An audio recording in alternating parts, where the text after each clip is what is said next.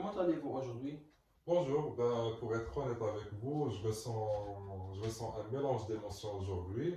Je ne peux pas dire que je vais bien, mais je ne vais pas non plus très mal. Alors, tout d'abord, je suis vraiment très content d'être ici avec vous et je pense que cette séance ou bien cette conversation-là, ça, ça m'aidera à avoir les idées plus claires. Alors moi aussi, je suis très content pour partager cette séance avec vous et je suis ravi de vous accueillir. Installez-vous immédiatement. Merci. Alors, au début, si vous avez besoin de quoi que ce soit, n'hésitez pas à me le dire. Vous voulez peut-être un verre d'eau ou bien un petit moment pour poser avant de commencer? Oui, un petit verre d'eau, ça me ferait du bien, merci. Et je pense que prendre un petit moment ou bien un instant pour me poser et respirer un petit peu me permettra d'être plus à l'aise dans cette conversation. Et j'avoue que je ressens un petit peu de nervosité parce que parler de ces choses-là, c'est pas toujours facile. D'accord, bien sûr, je vous apporte ça tout de suite et je comprends. En attendant, si vous avez des questions ou bien des préférences particulières, je suis là aujourd'hui à votre disposition. Pour l'instant, non, ça va.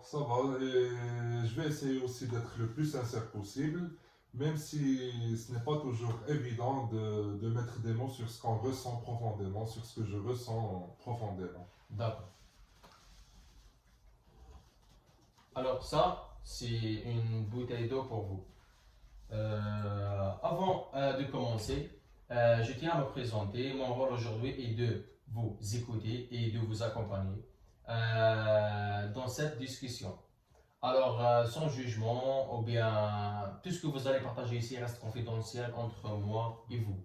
Euh, si votre sécurité, sauf si votre sécurité au sein d'autrui est en danger. Est-ce que ça vous convient? Oui, oui, ça me va, ça me convient très bien. En ce qui me concerne, je m'appelle Mohamed Ayman Seydat, je suis âgé de 29 ans, titulaire d'un Master 2 en droit des affaires et fiscalité et lauréat de l'Université internationale de Rabat. Bon, d'après ce que vous êtes en train de m'expliquer, c'est très important pour moi de me sentir surtout en confiance parce que ce sont des choses assez personnelles, comme vous le savez, dont j'ai du mal à parler d'habitude. Et le fait de savoir ce que je dis reste et restera entre nous, sauf en cas de danger, quand vous venez de l'annoncer, ça me rassure, tout court, c'est très rassurant. D'accord, c'est bien, c'est bien. Alors très bien, avant d'entrer dans le vif du sujet, j'aimerais savoir comment vous vous sentez aujourd'hui.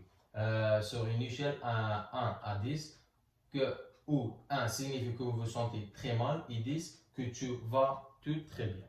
Alors je te donne maintenant l'échelle. Ouais, tu peux maintenant.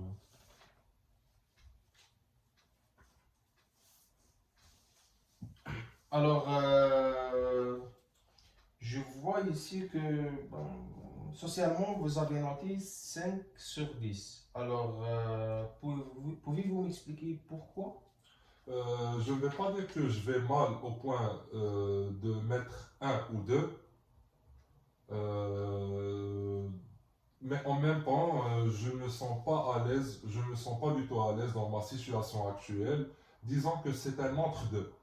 Donc voilà, je ressens une forme de frustration, une impression de stagnation qui me pèse vraiment lourd sur ma tête. D'accord. Alors, pouvez-vous m'expliquer ce qui vous emmène aujourd'hui? Ben, ce qui m'amène, ou bien ce qui m'a amené aujourd'hui, c'est cette impression d'être coincé, d'être, comment dirais-je, dans une situation où je ne me sens plus épanoui. Et j'ai l'impression de ne pas avancer, de ne pas progresser, quoi. C'est comme si toutes les portes étaient fermées. Et quoi d'autre? Puis j'ai beau essayer de faire des choses, à penser à des solutions alternatives, mais finalement rien ne me paraît clair. Alors j'en viens à me demander si je ne devrais pas simplement partir ailleurs, tout recommencer à nouveau, mais ce n'est pas une décision facile et c'est vraiment ça ce qui me bloque. D'accord. Alors, vous vous sentez comme dégoûté, comme si vous étiez pris dans une impasse concernant votre avenir ici. Ici. Alors, pouvez-vous m'expliquer plus en détail ce qui vous donne cette impression? Deuxièmement, est-ce lié à des opportunités qui manque, à un sentiment de stagnation.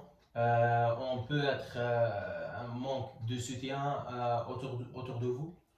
Oui, exactement. Donc, j'ai l'impression d'avoir fait tout ce que je pouvais ici, mais malgré tous mes efforts fournis, mais rien ne bouge. Et ça devient frustrant parce que j'aimerais me sentir plus en contrôle de ma vie, mais là, c'est comme si je tournais en rond. Est-ce que vous voyez Ouais, ce que je veux dire? comme Voilà, une c'est cercle. comme un cercle Oui, vicieux. exactement. Alors, c'est pour ça, donc, vous avez l'impression que rester ici ne vous apporte pas ce dont vous avez besoin pour avancer. Oui, c'est exactement ça. Donc, comme je vous ai expliqué, j'ai l'impression d'être bloqué, de ne pas évoluer, de ne pas progresser, quoi. Et c'est les mêmes jours qui se répètent pour moi. Chaque jour, c'est-à-dire chaque jour ressemble au précédent. Et malgré tous mes efforts fournis, rien ne change vraiment. J'essaie de me projeter, de trouver des opportunités ici, mais je ne ressens pas d'élan. Sincèrement, je ne ressens pas d'élan, pas de perspective. Pas de perspective qui me motive réellement. Le marché d'emploi est saturé, il y a un manque d'opportunités. C'est comme si rester ici m'empêchait d'atteindre ce dont j'ai vraiment besoin pour avancer dans ma vie. C'est-à-dire, je ne peux pas réaliser mes objectifs tout court si je reste ici. Alors, ce que vous décrivez semble lourd pour vous, Monsieur Saïdet, comme si chaque tentative restait sans résultat. Oui, ça devient épuisant. Vraiment, ça devient épuisant. Chaque fois que j'essaie de me projeter dans l'avenir, j'ai du mal à voir comment les choses pourraient évoluer positivement ici. Alors, vous dites que partir ici, partir peut-être serait peut-être une solution pour vous. Qu'est-ce qui vous motive le plus à envisager à cette option? Ben, ce qui me motive le plus, c'est le besoin de changement. C'est le besoin de changement. J'ai envie d'un nouveau départ, d'une certaine liberté individuelle. Et j'ai l'impression que si je partais, je pourrais enfin avancer vers quelque chose de concret. Je pourrais réaliser mes objectifs, atteindre mes objectifs et même construire un projet qui correspond qui me correspond au mieux, c'est-à-dire qui correspond à mes attentes. D'accord. Alors, donc, ce que vous cherchez avant tout, c'est une stabilité ou bien l'indépendance, c'est ça? Oui, c'est exactement ça. J'ai envie de me sentir maître de ma vie, de mes choix et de ne plus être limité par mon environnement actuel. C'est-à-dire, j'aimerais avoir une certaine autonomie et ne plus dépendre de mes parents, de mes proches. D'accord. Ouais. C'est une décision importante. Y a-t-il quelque chose qui vous retient encore ici? Oui, oui. Ma famille, surtout ma famille. Ben, c'est ça qui complique le tout. J'ai peur de leur réaction. Si je leur dis ou bien si je leur annonce que je veux partir, je sais que ce serait difficile pour eux et je ne veux surtout pas leur faire de peine. Alors, ce dilemme entre votre désir de partir et votre famille, c'est comme créer peut-être un tiraillement intérieur. Oui, absolument, c'est exactement ça. C'est comme si j'étais, comment dirais-je, pris entre deux choix qui sont très importants pour moi, mais qui s'opposent. Le fait d'avoir l'idée de partir et de l'autre côté, mes parents qui s'opposent à cette décision-là. Monsieur Saïdet, imaginons que vous leur annoncez votre décision à votre famille, c'est bien sûr. Mhm. Qu'est-ce que vous pensez qu'ils ressentiraient? Euh, je pense qu'il serait triste, peut-être qu'il ne comprendrait pas tout de suite pourquoi, comment dire, je ressens ce besoin de partir. Et j'ai peur qu'ils prennent ça comme un rejet alors que ce n'est pas du tout le cas. D'accord. Et pour cette discussion avec votre famille, ça passe au mieux. Qu'est-ce que vous pouvez faire? Je crois que je devrais préparer cette discussion avec soin, leur expliquer calmement que ce n'est pas une fuite, c'est-à-dire que ce n'est pas un départ définitif, mais un choix réfléchi. Et leur montrer bien évidemment que ce n'est pas contre eux, mais pour moi, pour mon bien-être, pour mon intérêt tout court. C'est une bonne approche, Monsieur Saïdet. Est-ce que vous souhaitez qu'on explore ensemble comment préparer cette discussion? Oui, je pense que ça m'aiderait beaucoup parce que je vais être sûr de bien exprimer mes raisons sans qu'ils le prennent mal, c'est-à-dire sans qu'ils le prennent contre moi. D'accord. Alors, pour la prochaine question, je suis juste un peu... Par exemple, si vous devez imaginer cette conversation avec votre famille se dérouler de la meilleure façon possible, comment aimeriez-vous qu'elle se passe, premièrement? Et deuxièmement, y a-t-il un élément qui veut peut-être rassurer ou une réaction que vous espérez de la part de votre famille? Ben, idéalement, j'aimerais qu'il m'écoute sans jugement, c'est-à-dire sans préjugement, qu'il essaye de comprendre pourquoi j'ai besoin de ce changement-là, au lieu de simplement de s'inquiéter ou s'y opposer. Juste comme ça par défaut. Ben, ce qui me rassurerait, ce serait qu'ils me soutiennent, surtout j'ai besoin de leur soutien, même s'ils ne sont pas totalement d'accord pour mon départ. Et voilà, finalement, j'ai juste peur que l'émotion prenne le dessus et que cette discussion, bien que la discussion devienne compliquée. Et Monsieur Chacun, si vous devez résumer votre ressenti à un mot, lequel choisirez-vous? Vu ma situation, je dirais l'hésitation. Parce que j'hésite toujours, est-ce que je vais partir ou bien je vais rester avec eux. D'accord, Monsieur Z.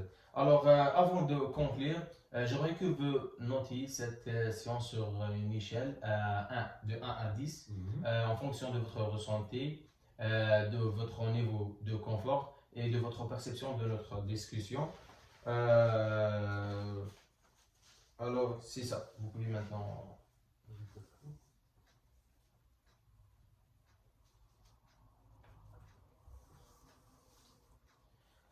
Alors, je vois ici que vous avez noté globalement, en relation, globalement presque 8 sur 10. Pouvez-vous m'expliquer pourquoi? Est-ce que j'ai quelque chose que je peux améliorer pour les prochaines séances et tout? Ben, je pense que cette séance, que cette conversation, ça m'a été très utile, ça m'a apaisé vraiment. Et si ça sera possible pour l'éclairage la prochaine fois, parce que cet éclairage-là, ça me gêne un petit peu. Pas de souci, on va changer choix ici. Alors, comme j'ai dit, je vais juste faire un petit résumé de notre discussion aujourd'hui. Vous vous sentez aujourd'hui un peu dégoûté, t'as un fort de désir de changement, mais vous êtes partagé entre votre envie de partir et pour un avenir meilleur et votre crainte de blessure de votre famille. Cette situation vous amène à vous questionner toujours sur la meilleure décision à prendre et sur la façon dont vous pourrez communiquer votre choix à vos proches. Alors, pour notre prochaine rencontre, nous pourrons travailler ensemble sur la manière d'aborder cette discussion avec votre famille. On peut aussi explorer des stratégies, des communications qui vous permettront d'exprimer vos besoins tout en tenant compte des réactions possibles de vos proches. Nous pourrons aussi réfléchir aux ressources et aux démarches concrètes qui pourraient peut-être faciliter votre transition afin que vous puissiez avancer avec plus de clarté et de confiance. Je vous remercie pour votre confiance. Merci à vous infiniment. Passez une bonne journée.